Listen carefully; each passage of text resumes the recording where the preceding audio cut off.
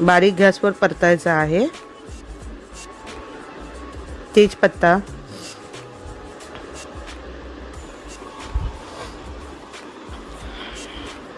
सगळं झालंय परतून. आता आपण मॅरिनेट केलेलं चिकन त्यात घालून घेऊया.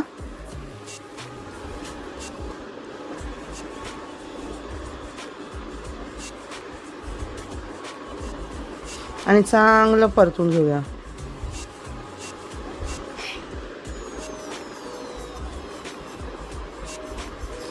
सगळा मसाला, फोडणी सगळी त्याला व्यवस्थित लागून दे. आणि आपण त्याला मस्त ढाकण ठेवून त्याच्याच वाफेत मस्त शिजवून घेऊया.